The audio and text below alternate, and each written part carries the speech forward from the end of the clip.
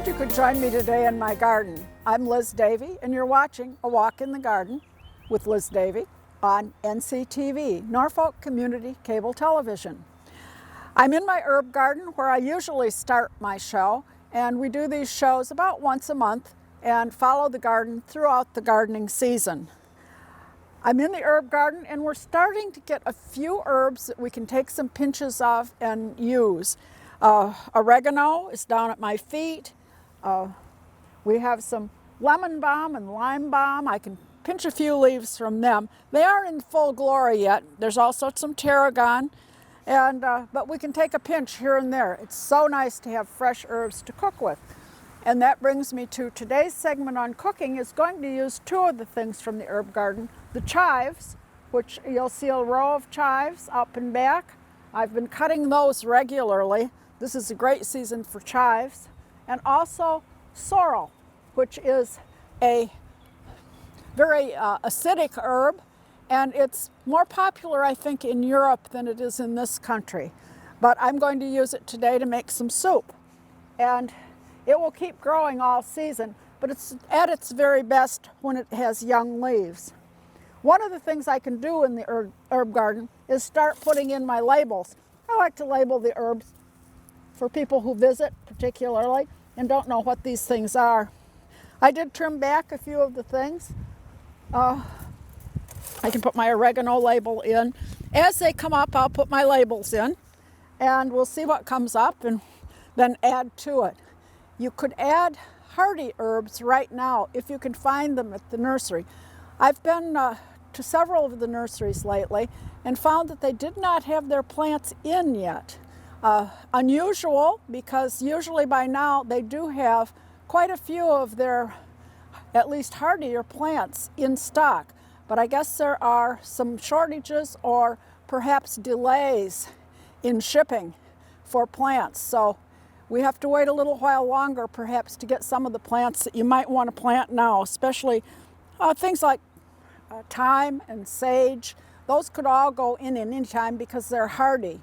We are expecting a frost tonight, or almost a frost, so I wouldn't put anything out like basil yet. That waits for probably 2 or 3 weeks at least, unless you want to run out and cover it up every night, which I don't enjoy doing, so I wait until later to put those things in. At any rate, we'll be picking those things. I've put up my birdhouse out here. It's time to get the birdhouses up, cleaned, if they haven't been cleaned in the fall, and ready for their occupants. Our resident birds will be back if they aren't back already. Wrens come back usually the first week in May. You can almost make a calendar based on their return. You'll hear their lilting little song, and they will be into the houses here and there. I have some sage that is greening up, and that too can be picked. And we're just basically watching and keeping the weeds out of the herb garden. The weeds are coming up as well, so you have to watch for those. And seeing what else will come up in the garden. It's also the season for ticks, mosquitoes. Not as much mosquitoes yet, but certainly the ticks are out, so be sure to use your insect repellent. And also the sun is high, and you need to use your sunscreen too when you're out, and wear a hat perhaps. I'm wearing a hat today particularly because of the wind. It's really blowing around. So that does it pretty much for the herb garden. And now we'll move over to the perennial garden. The spring flowers are really starting to bloom. The PJM rhododendrons are in bloom. The purple one is earlier. I do have a pink one as well. It blooms a little bit later. I kind of like the pink better. It's not quite as bright a color as the purple, but the purple can't be beat for early bloom in the garden. Another one I want to point out as we're here is this little anemone down under the grape arbor. And that is a bulb that you can get. There are many bulbs besides just daffodils and tulips and hyacinths. There are just so many of them that you can put in the garden, and they add a lot in little spaces. I've pruned my grapevine, and it's not looking great. I don't know if it's going to come out well or not. I pruned it a little early because we needed to do some repairs on the grape arbor, and so I had to get some of the old stuff off of it. But the next thing I want to do is tie up the canes, and like anything that you tie up, I will figure 8 around the cane and then tie it to the arbor. And I'm using just soft pieces of old t-shirt to tie it up. You can use, actually one of the better things is old pantyhose or nylon stockings, but nobody seems to wear those anymore, so t-shirts are the next best alternative. The big story in the perennial garden right now are bulbs, and they're coming up like gangbusters. The daffodils are in bloom, and they're really going crazy. And I'm going to take a walk over to this side, and there are other things coming up in here. Almost every day I see something new in the garden, and they will continue to rise up until the back layer is quite a bit taller than the front. One of the chores with bulbs is to cut off old spent blooms, and I just go around with the scissors every couple days and snip them off. And at the base of these are seeds, and if they go too far, you'll have new plants forming. You could plant those, I suppose, and get them, but I usually just drop them in the plant, or I put them someplace else and out in maybe some of the ground covers, and surprise, surprise, sometimes a plant will come up about 3 or 4 years later and bloom, so you never know. But right now I will do the same thing with tulips when they're finished blooming, and also the hyacinths. Hyacinths and daffodils are really dependable. If you don't want to fight the deer, those are the plants for you. I love the tulips, and I have a variety of them.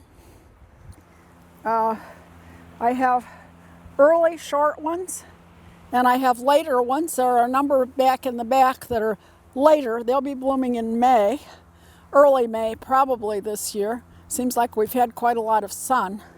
And so those will be available so that will last all season. The same with daffodils. They last a long season as well. They are early, late, and mid-season. Some of these are early to mid-season. Seems like early and mid-season get kind of crowded together in New England, but the late season ones are now just in bud. So we'll have daffodils on well into May, but the early ones will be gone, as well as the early tulips. And again, I'll cut the heads off of those and perhaps give them a little fertilizer. You want to keep the foliage. That's the important thing. Don't braid it, don't knock it down, try to keep it. One of the things that I've done here is to plant some daylilies near the daffodils. And hopefully the daylilies are to come up and hide the daffodil foliage as it turns brown.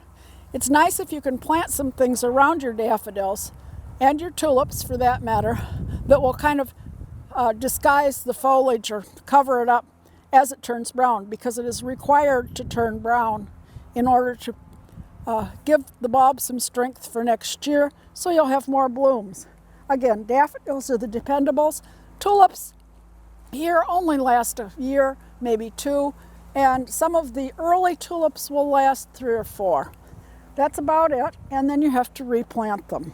So there will be some tulips in here that don't have any blooms, and those will be removed and replanted in the fall. Now, I want to know how I'm going to tell where to plant new tulips. And there are 2 ways to do this, and daffodils and other bulbs as well.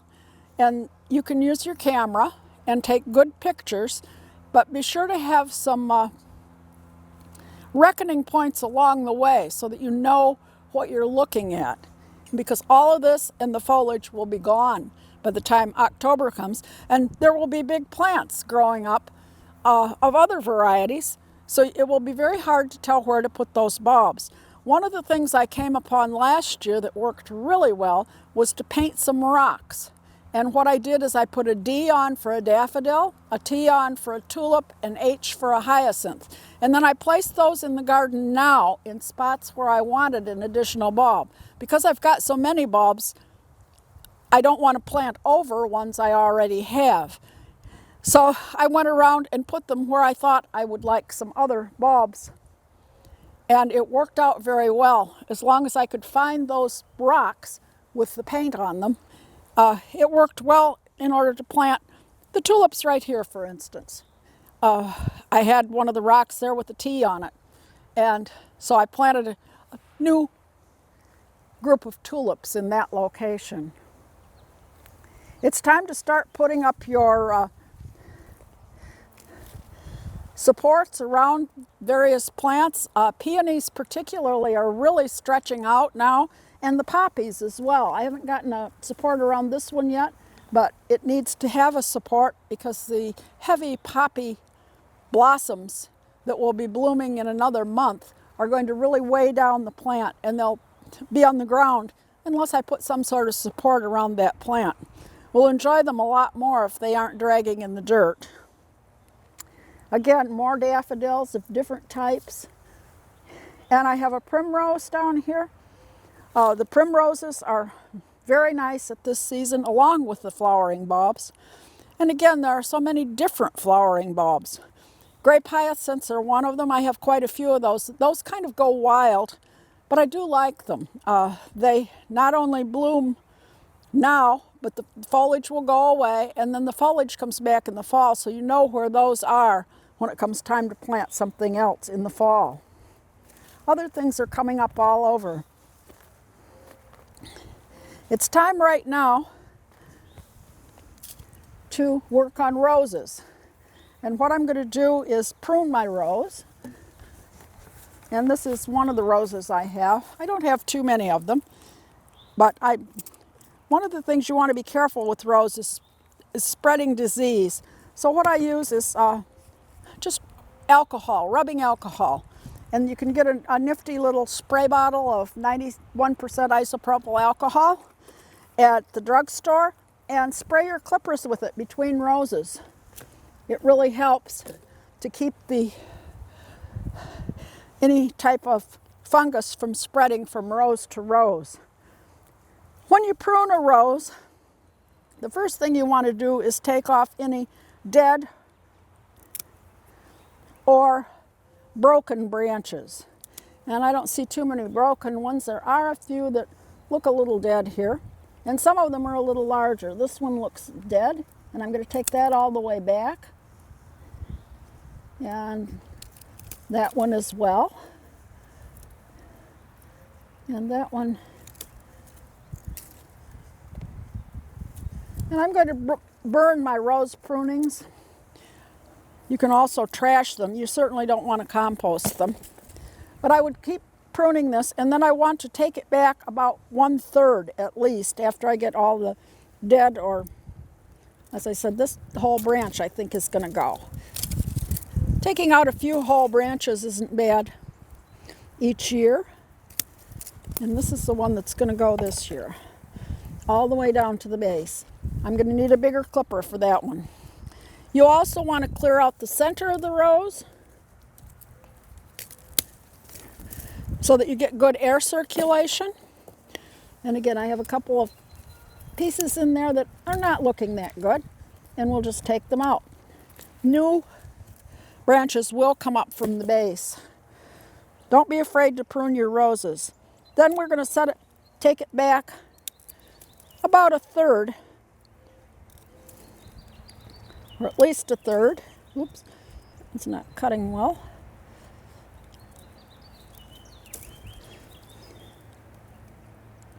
And we'll take it back to an outward facing bud. Each of the buds that's coming out from the rose means that a stem will come out from the rose and hence blossoms. So taking it out to an outward bud keeps the air circulating around. And I'm going to take this one all the way back to about here. And here, Perhaps I'm taking more than a third. But your rose will tell you where it wants to grow.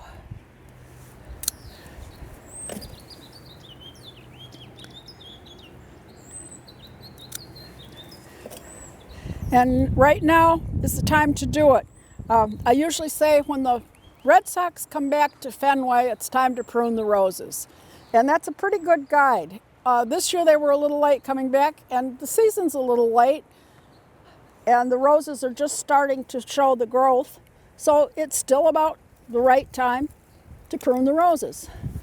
Anyway, I'll continue pruning my rose until I get all of the old inner crossing branches off and head it back to about 2/3 its original size. Now the next thing I need to do is to fertilize it to spur the new growth that is going to produce the blooms this summer. And I'm using a rose food, which I'll put basically around the outside, or what they call the drip line of the rose. And I'm just going to spread a good cup and a half of rose food around here. And we'll be feeding this rose 3 or 4 times during the summer. But this is the first one. And I'm going to scratch that in around the edge. And since I have other things in here, it's a little harder, but we can get in there to scratch in that rose food. It's also a good idea to water it in if Mother Nature doesn't provide a rain in the next couple days, which I think is scheduled. So that's basically it on rose care for this season. Now,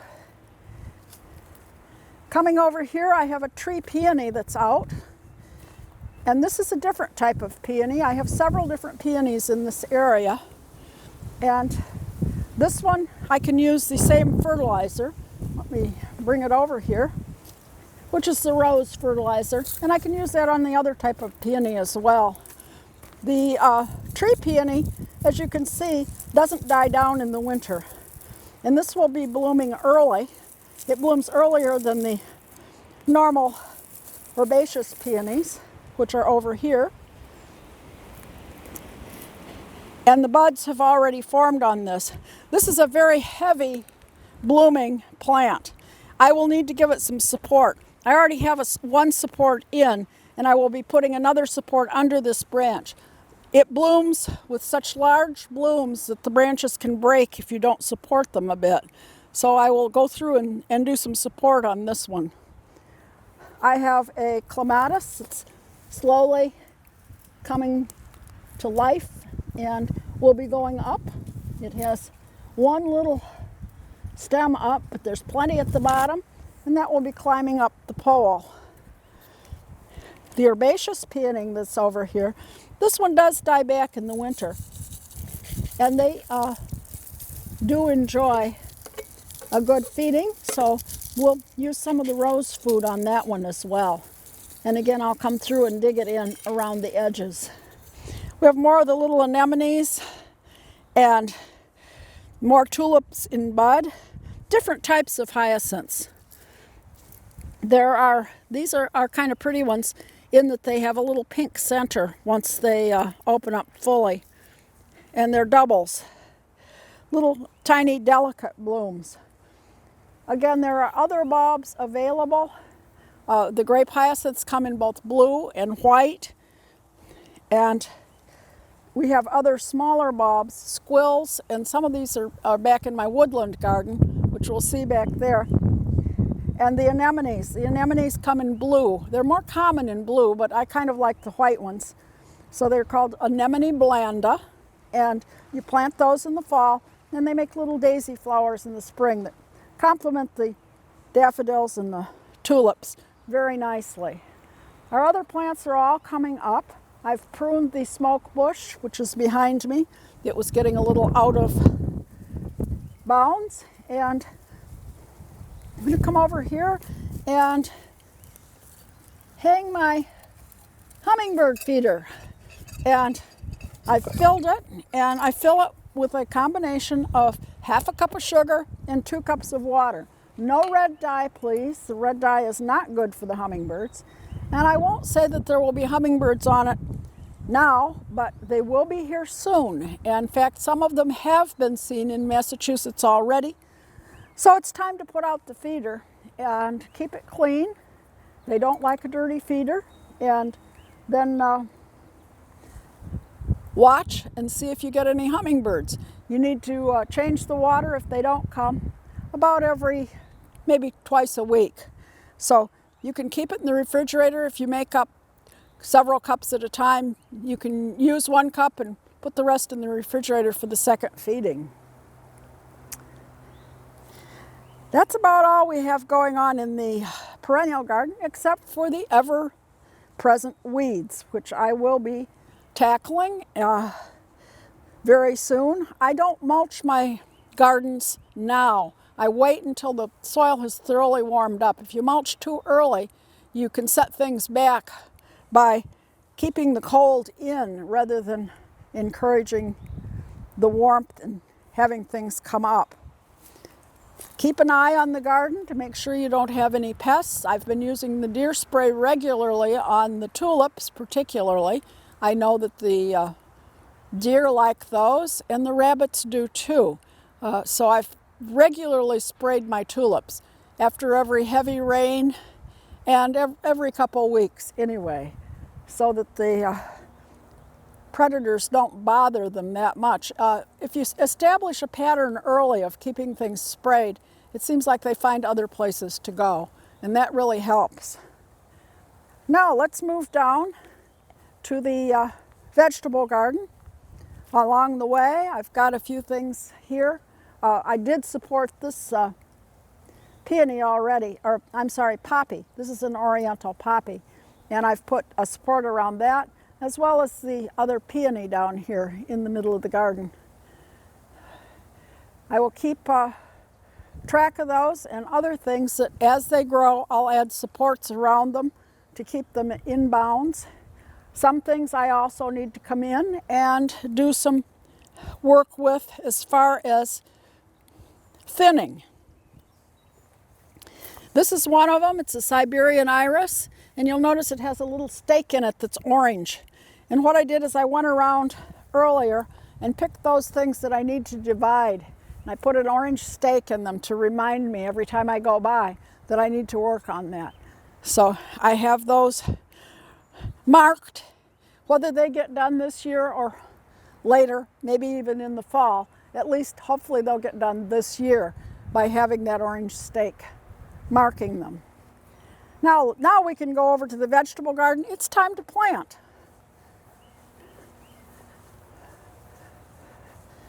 It's finally time to plant some vegetables. And we're starting out with those that are the most hardy, of course. It's not time to put in the tomatoes yet. If you've put in the tomatoes yet, you're going to be sorry tonight when the temperature goes down to 30.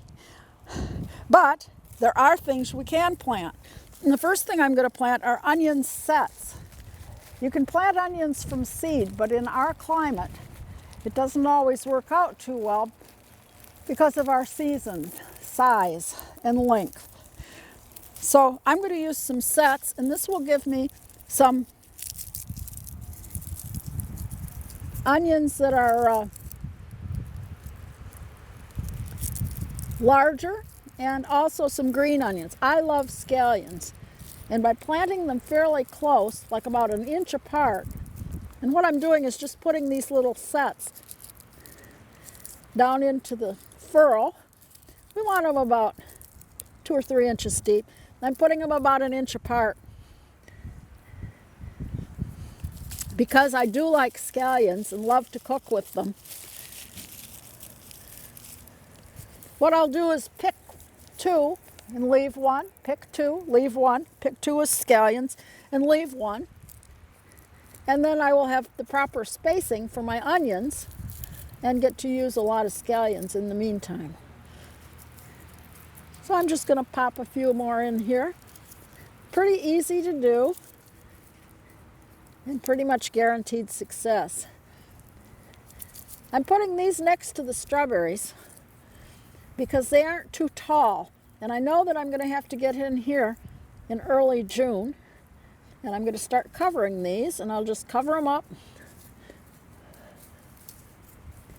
and pat it down good.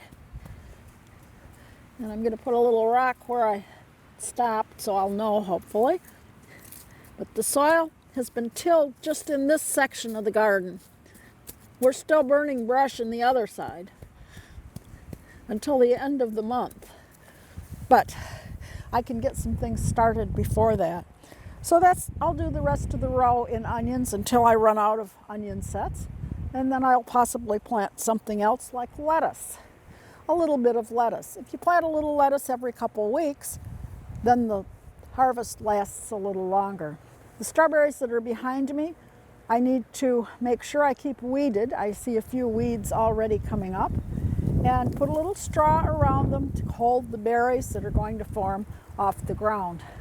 Now, they will start blossoming in another couple of weeks. And hopefully by then there will not be a frost. If you get a frost when you've got berries in blossom, it can ruin your whole crop. So we would cover them up in that instance with blankets, towels, whatever we might have around the house, or garden fabric. I do have some of the fabric that protects the garden that I would stretch out over the strawberries in case we get a frost while they're in blossom. They're just fine during a frost right now. They don't mind it a bit, only when they're in blossom. The next thing I want to plant are peas. And I'm going to start with some snow peas, which are the kind you get in the Chinese restaurant with dinner. And these grow very well here. And again, I'm going to space those a couple inches apart in the furrow. And I also will be planting some snap peas, where you eat the pod as well, and shell peas, which are peas where you shell them out of the pod. They're the ones like you get frozen, just the pea itself. I plant a few of those. We don't get a whole big crop. It's time consuming to shell them, but they are very tasty fresh if you do get them. And again, we want to poke these in until they're about an inch and a half deep, maybe inch and a half. And I've got some marks here, so I'm going to plant a third of a row in each type of pea, but I'm not going to do the whole thing right now. What I am going to put on the row, though, once I get it planted, is this stuff called a Legume Inoculant. And it sounds like I'm giving it a vaccination of some sort. I'm not. I'm just helping it make it's a bacteria that helps the pea or the bean form nitrogen so that it can form its own nitrogen and enrich the soil. And it's a black powder. It's kind of messy. And all you need is a tiny bit. You can add it to damp seed. If you're using your whole package, you can just dampen your seed and put it in the package. I'm not going to be using probably the whole package of any one variety. So I'm going to just sprinkle a little in with the seed as I cover it up.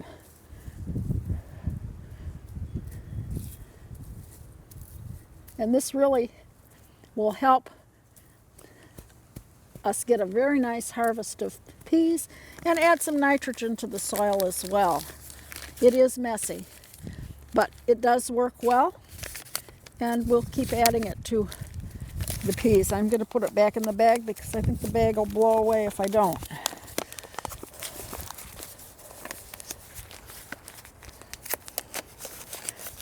Another early crop are some radishes.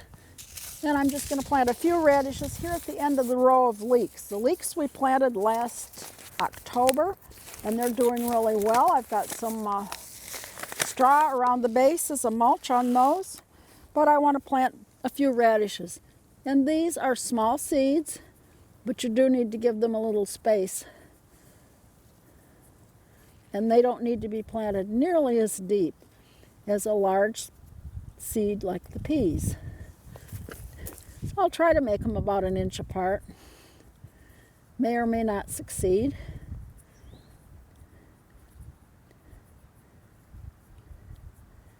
if you do end up planting them too close, you can always go in and kind of sort them out and pick them a little younger. And again, we'll just pat those in with a little bit of soil over them. And these will be up very shortly. Trying to get the rocks out. We do grow very good rocks here.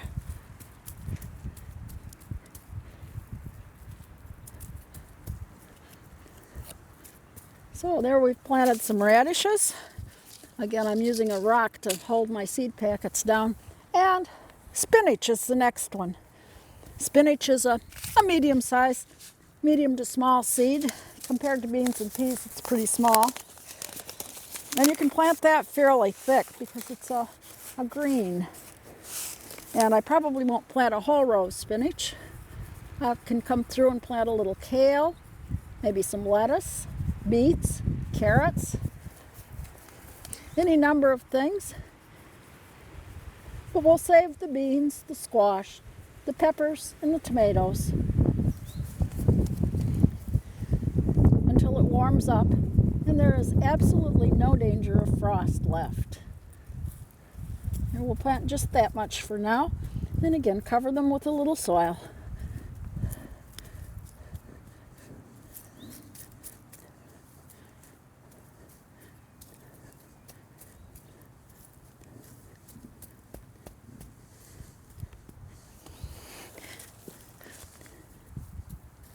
And in about a week, we should start to see some green coming up through the rows.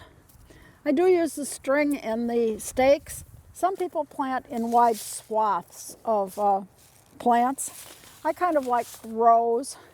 It's kind of tradition with me, but certainly if you wish to plant in larger blocks, that's all right too.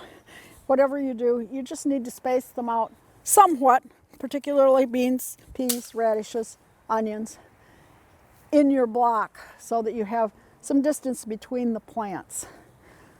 There are many ways to garden in upright garden beds, raised beds. I garden here just in the earth. I don't have raised beds.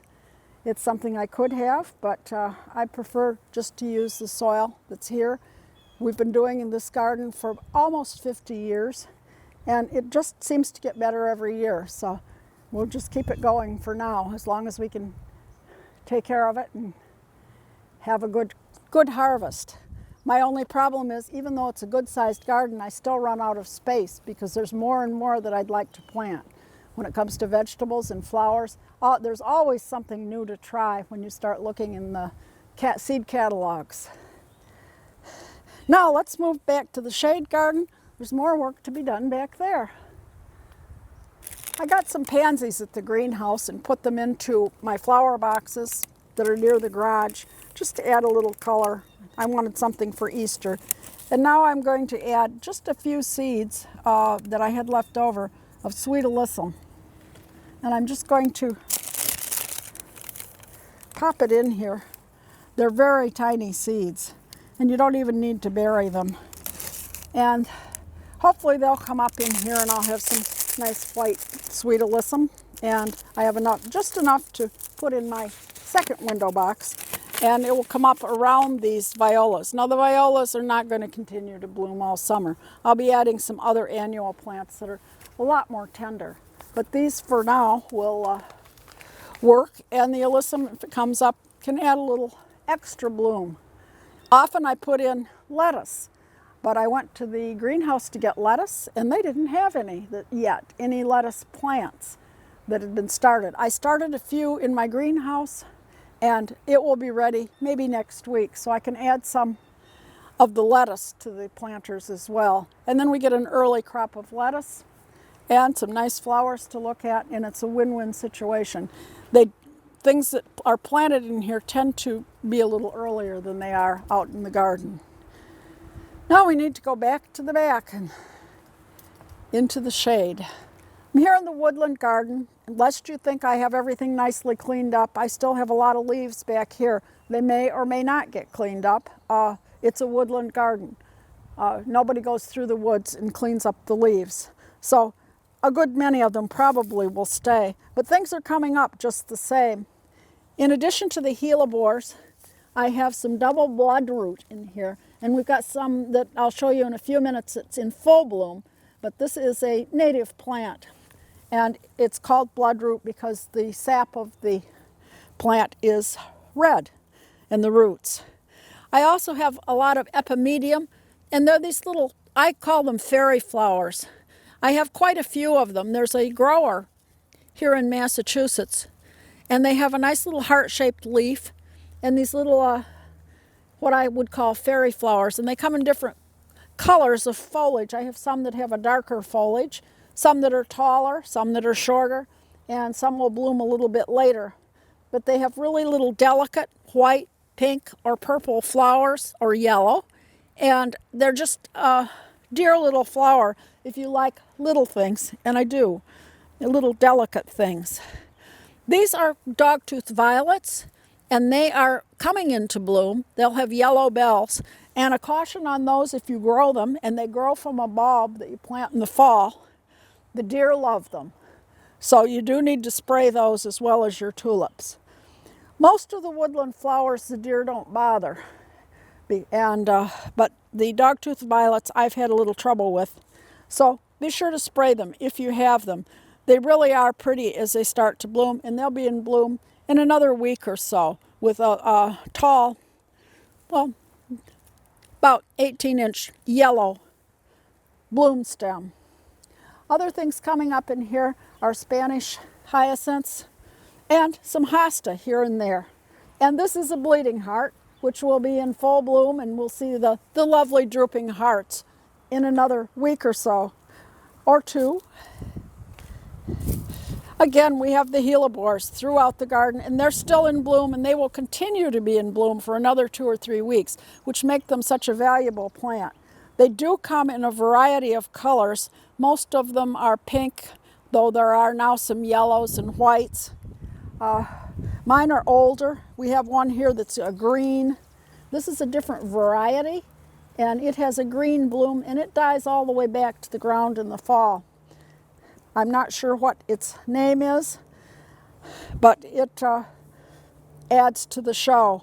I have ferns coming up, and again, they will be emerging, and plenty of hosta in here, as I said. Now I'm going to go back this way, and we'll see that other bloodroot. This is the double bloodroot again in full bloom. And I wanted to show it today because it blooms for about 15 seconds. It is a very short time that it's in bloom. It's beautiful while it is, but it really doesn't last too long. And then the foliage persists and grows a little taller throughout the summer. But it's such a lovely flower when it is in bloom. The native one is a single. This is a cultivated variety, which is double. But it is a very almost water lily looking plant. The other plant I have here is not snowdrops on steroids. It's called Lycojum, and it's another bulb that you may not be familiar with. If you ever have the opportunity to go to Blythewald down in Rhode Island, in Bristol, you will find that they have it interplanted with their daffodils, and it's really lovely. It's worth the trip to go to their daffodil days at Blythewald.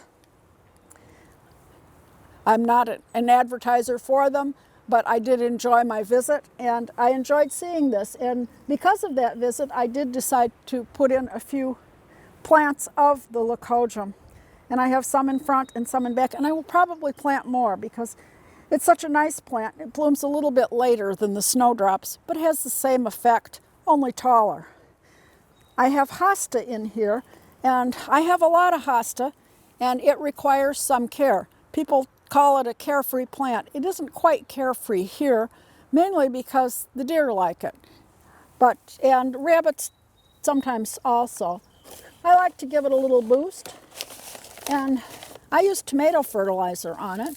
And again, I'll spread some around each of my plant clumps and work it in if I can.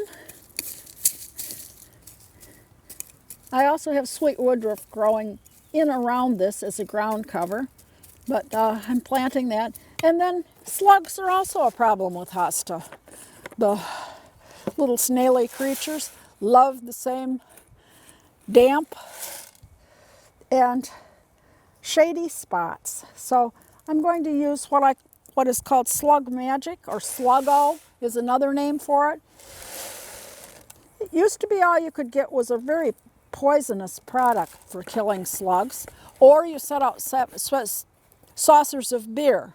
Well, the beer didn't work for me when I had a dog, because the dog drank all the beer before the slugs could even get it. So that was not too effective. This, however, is a good product. It is a safe product for children and for pets, which the other slug bait was not. It was extremely poisonous. This one is an iron product, and because it has iron in it, somehow it interferes with the snail, and they do not like it, and they will not bother your plants.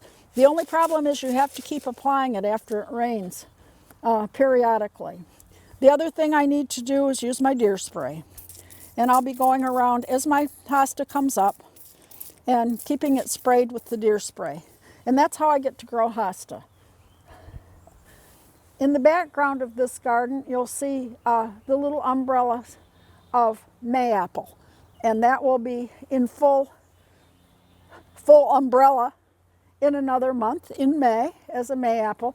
The bloom on it is very insignificant. It does make a little apple, and I don't think it's edible. I'm not sure about that. I have never eaten it, but it does give a nice texture to a shady area.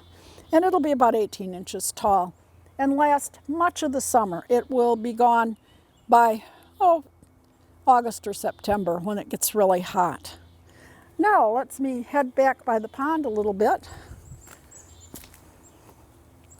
And I'll point out a few other plants along the way. I said I liked the small things, and these are our miniature daffodils. And I think they're quite fetching around a pond. And the other plant, the brighter yellow, is marsh marigold. And you don't need a total marsh for it. It does like some moisture, but we get that in the spring. Marsh marigold and bloodroot are two of the what are called spring ephemeral plants. And spring ephemeral plants are here in the spring and gone by summer. I like them. They are there, and then you have other things like the hosta that's in front of it that will fill in later. So you need to plan around them, but they are a joy in spring as other things are coming up. And then they politely go away, and you won't see them again until next spring.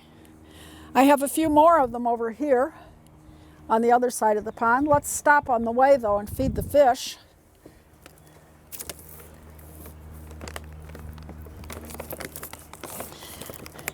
I've been watching my water temperature, and my pond is still very murky. I have not been able to have the time to put in the filtration system yet, and the waterfall that will be coming in on the next warm day.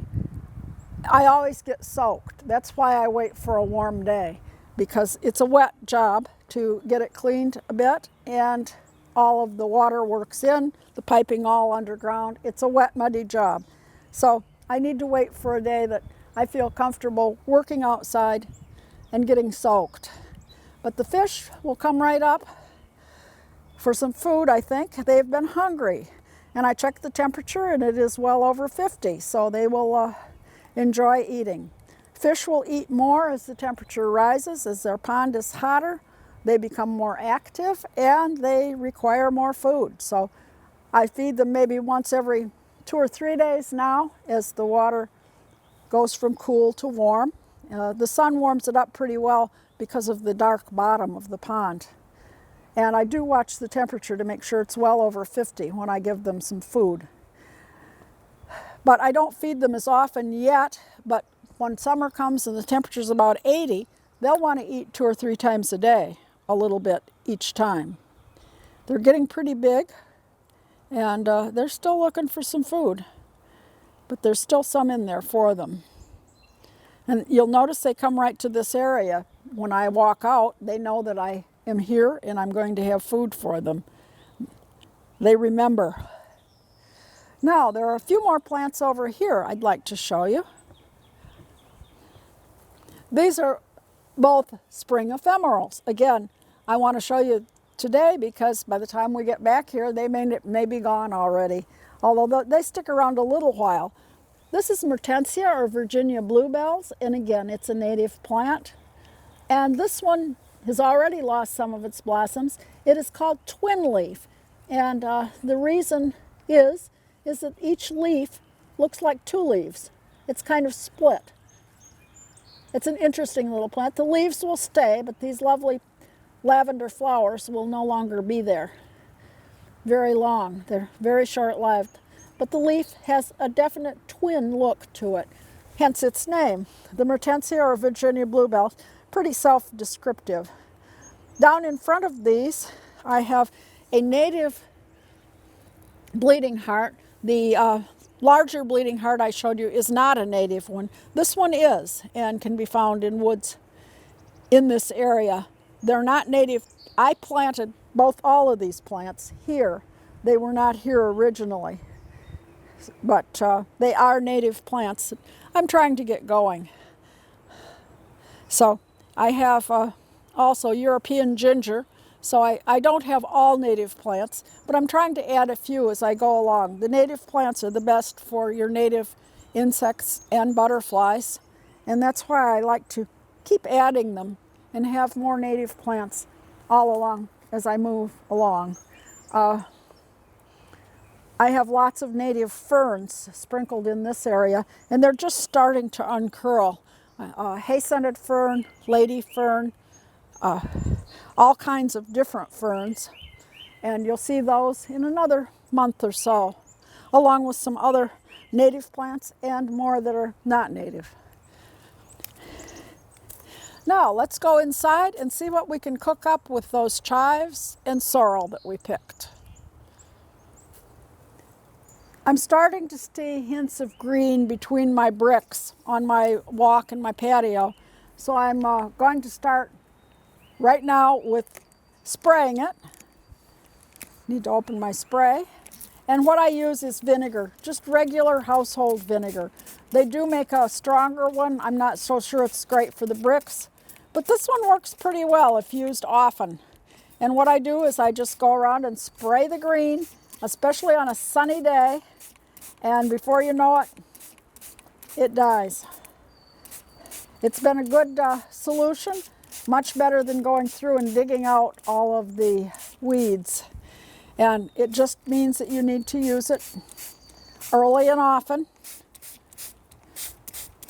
And you too can have a weed-free patio. Once summer comes and these bricks heat up, the weeds don't stand a chance. But in the spring, they can get a good toehold if you don't keep after them and keep spraying them. And it's kind of fun to do too. If you have a young person, they may enjoy squirting them. Just don't let them squirt each other with the vinegar. It hurts.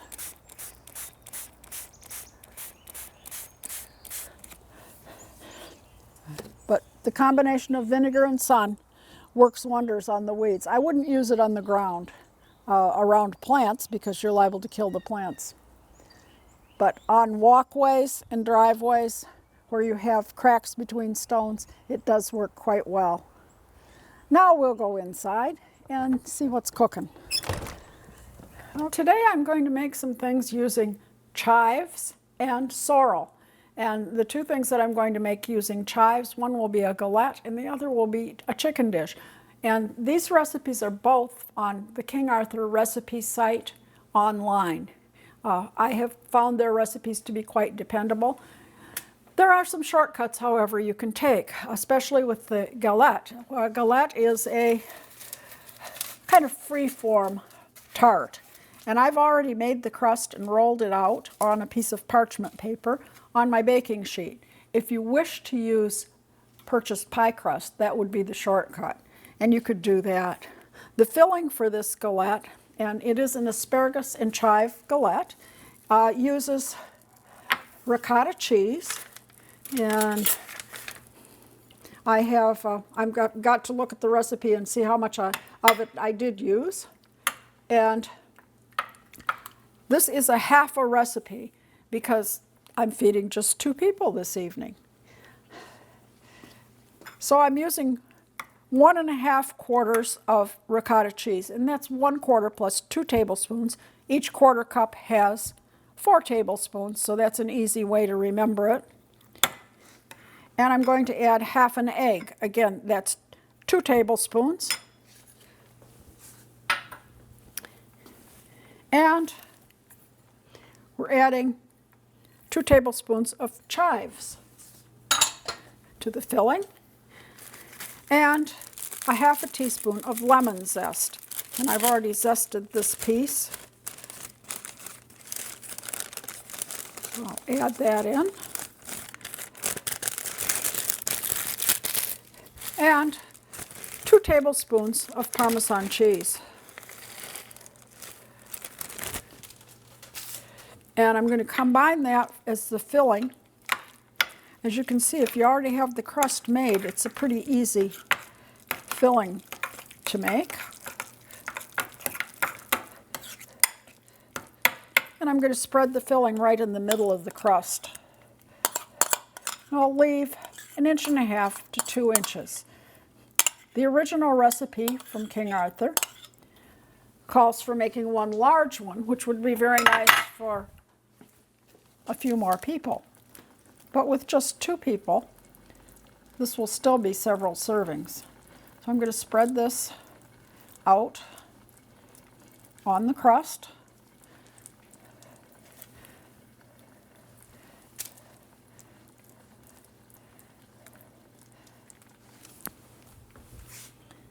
And then I have cooked asparagus.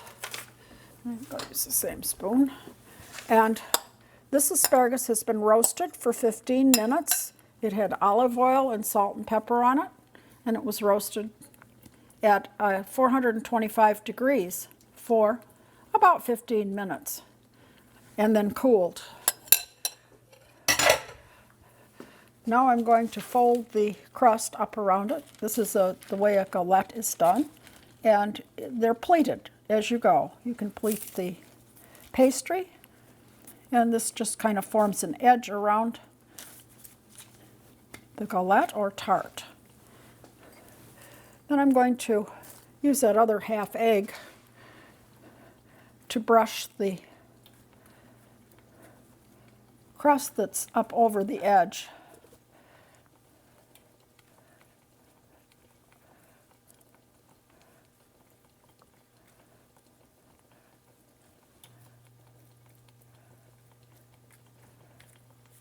Trying not to get it on the pan, but that doesn't always work. This gives a nice shiny brown finish to the crust. And then I have another 2 tablespoons of Parmesan cheese that I'm going to sprinkle over the top.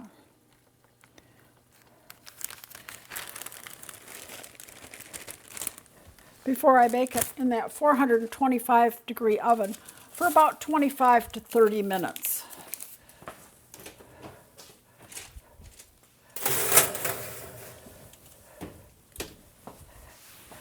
So the galette is cooking, and now we're working on some chicken.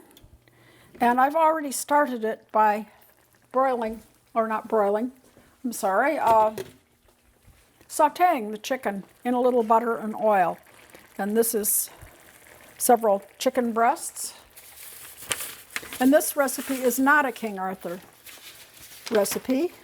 I spoke wrong. It is just a internet recipe that I found that looked good and used the chives that I already had from the garden.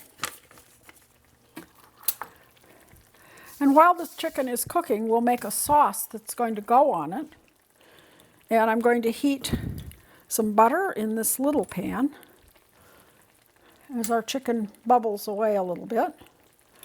We want to get it good and done. I'd use a thermometer. This is an instant read thermometer, which is very handy to have.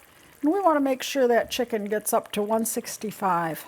That is the safe temperature for chicken, and that's going to take a little while. It started, but it isn't quite there yet. It's always good to use a thermometer to check these things out.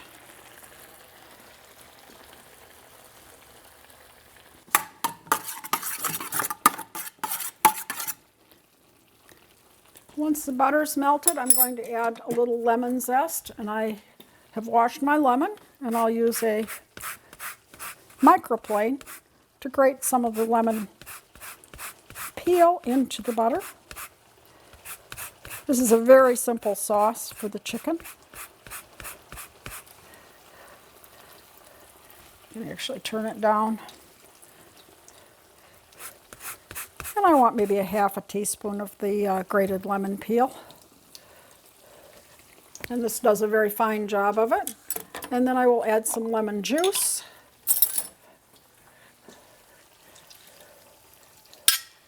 And again, I want about 1.5 tablespoons of lemon juice.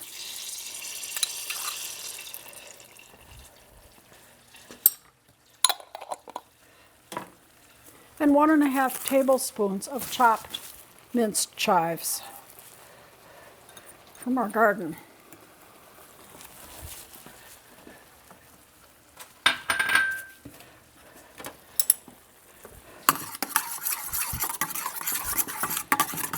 Stir that around, give our chicken a little bit more time, and possibly turn it over. I added a little bit of chicken broth to simmer the chicken after it had finished sauteing and getting a little brown crust in the butter and oil. This is the basis for many, many chicken dishes. Whatever sauce you put on it then would be your choice. Okay, our chicken looks to be done. And I'm going to plate it onto a plate of brown rice.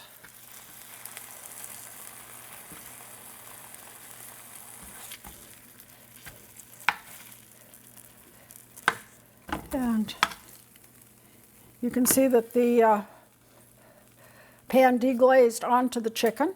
We got a big spot on the burner, but we'll leave that the way it is and take it off later. And then we can pour the sauce over the chicken, our lemon and chive sauce. And I have it on the brown rice. We want to get a good bit of the lemon butter and chive sauce on each piece of chicken.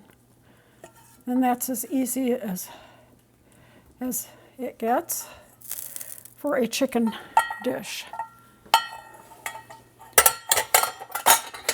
Now the last thing I want to make, and I'll put this over in front a little bit, is the soup. And what I have done is I already cooked most of the soup because it took quite a while to cook, and we really didn't have that much time on the show to complete cooking it.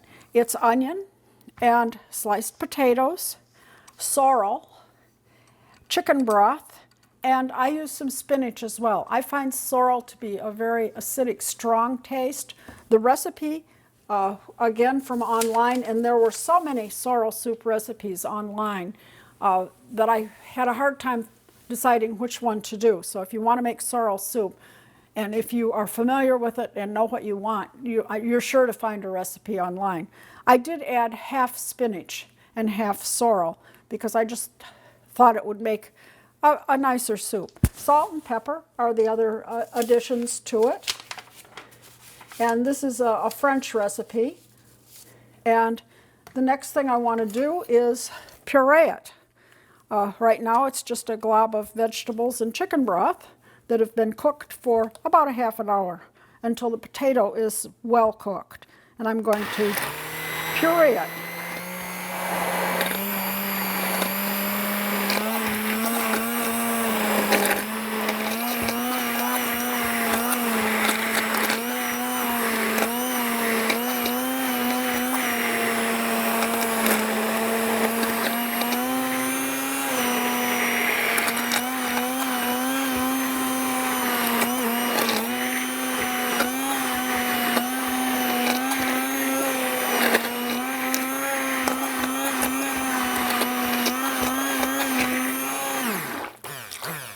You could also use a blender or a food processor if you don't have an immersion blender. The next thing I want to do is add about 1/4 cup of heavy cream. And again, I made a half recipe because there's just 2 of us. And the cream will give it a little lighter color and a little creamier texture. And I'm going to put some of that in a bowl for serving. And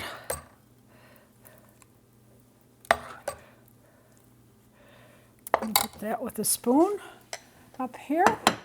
And we have a galette to get out. And also, with the soup, I want to serve some garlic and Parmesan croutons. And these are large croutons that I made with some French bread, olive oil. I stirred olive oil into the croutons and then toasted them for about 15 minutes in a 350 oven, and then added some Parmesan cheese and continued toasting them until they were all nice and toasty. And that's what they suggested serving with this soup.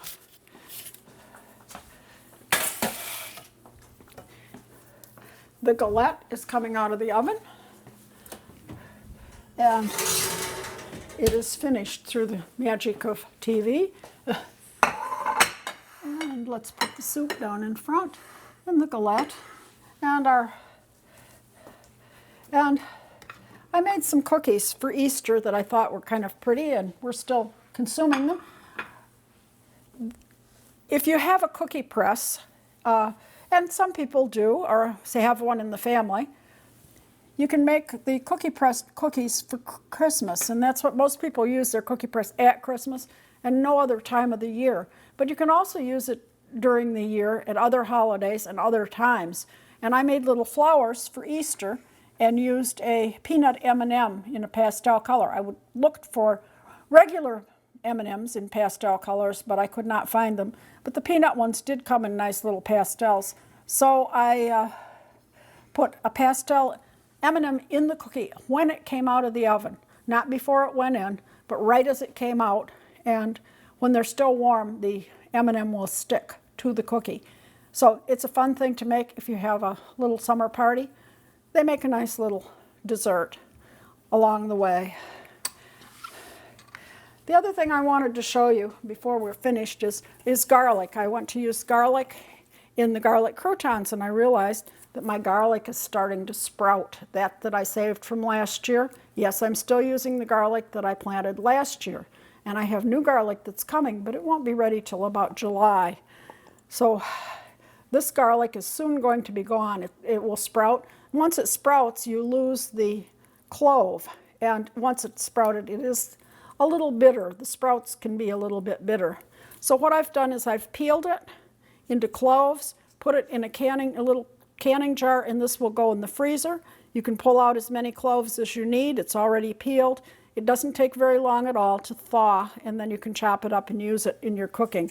But if you have garlic that you've stored, it's feeling the spring and will start to sprout. So check it and put it in a jar, and you can have garlic all the way until you harvest your new garlic in July.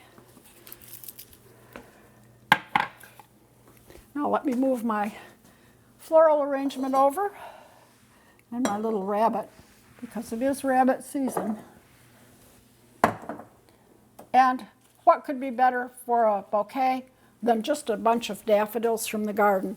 And at this point, I have enough daffodils that I have enough to have bouquets in the house all during spring.